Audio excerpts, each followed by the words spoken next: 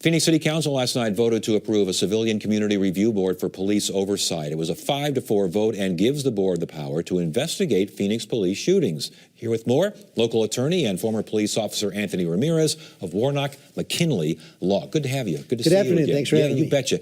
What did the Phoenix City Council approve last night? Well, they had a choice last night between Plan A and Plan B. Plan A was submitted by Mayor Gallego, and Plan B was Councilman Garcia's plan.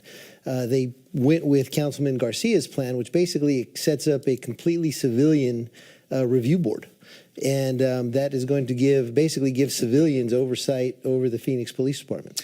How much oversight? And again, how much does that change? It seems like right now, a lot of police investigations in various levels. This sounds like it's a whole different ballgame.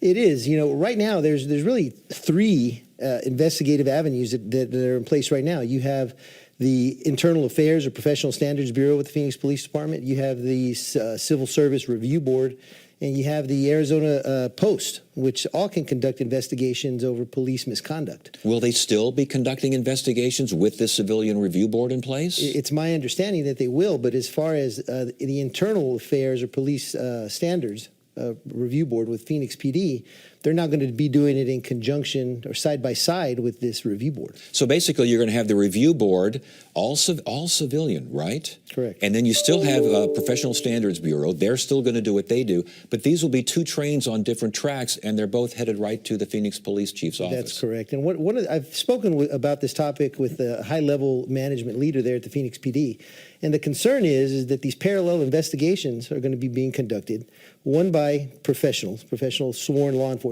officers, and another by civilians with arguably no police experience. And that can create some conflict and major problems. It can, but isn't it the responsibility of the police chief to take? I mean, if something doesn't look right on either side, whether it's standards or it's the oversight, the civilian oversight group, I mean, she still has to make that decision, doesn't she? She is, but I think that could create some major problems, and I think that's one of the major concerns. Right now, the two big things that I think need to be addressed are going to be the structure of this civilian review board. We still really don't know what it's going to look like and who's on it. Because if it's not staffed properly, and for example, if it's staffed with activists that have an agenda, that could create more problems and create conflict with the police union. Do we know how much police input will be on whoever goes on that commission, that group? That's a good question, but it's going to be very, very important. In fact, that's what was very important about Mayor Gallego's proposal, was that it was, a split between law enforcement professionals and citizens, this ombudsman model. And that, has support in other cities throughout the country. But, there's still problems with that. I think that it's more problematic when you have an oversight board that is completely civilian. All right, so does this mean, do you think, fewer complaints against the Phoenix PD? Well, it's hard to say, but I think, in my opinion, having been a police officer myself, I think that it's going to create more complaints. And I think it could potentially give an avenue to people to abuse the system. I know that one problem that I've seen personally is that it can actually discourage proactive policing. Police officers will be more hesitant now to proactively police and let things slide, if you will, if they see something, if they know that they're going to get in trouble for it. On the other hand, could it mean fewer police-involved shootings? It's hard to say. Councilman DeCiccio said yesterday, Phoenix isn't a bad police department. It had a bad year, or something to that effect. And it's hard to say.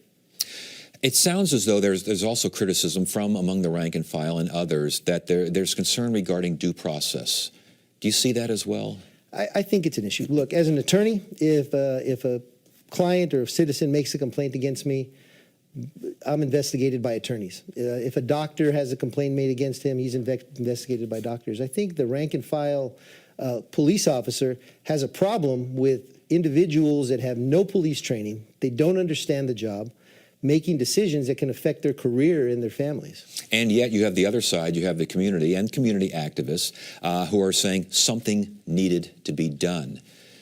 Are you saying the Gallego plan, the Plan A, was a better option than Plan B, which was voted on and approved? In my opinion, Plan A was a better plan because it was more balanced and it was more researched. That plan is actually in place in other cities, to my understanding. And when you have to have that balance in order to have less conflict. You have to have the police department, the police union, buy into it. You have to set it up to where you have minimal conflict. Otherwise, the program isn't going to work. And I think, my opinion, in having this completely civilian review board, I think that it's setting up for fail. And we still have to figure out who's on the board and a bunch of other issues as far as the board's makeup, process, and these, because you can still have, correct me if I'm wrong, the city's civil service board. The police chief can say, that officer's fired, and the board can come right back and say, oh, no, he's not. Sure. And, having that review board in place, it is another avenue, as we mentioned, to look at police misconduct. So not only do you have professional standards, you have the civilian review board, the civil service review board, and you have Arizona Post. So there are things that are in place that are already looking at police misconduct. This is just something that's been added on, and I think arguably some people would say it's a knee-jerk response to, a lot of political pressure. Attorney and former police officer Anthony Ramirez, good to have you here. Thanks for joining us. Appreciate it. Thank you. Bet. Later on Arizona Horizon, the story of a Phoenix woman's song that inspired Martin Luther King Jr.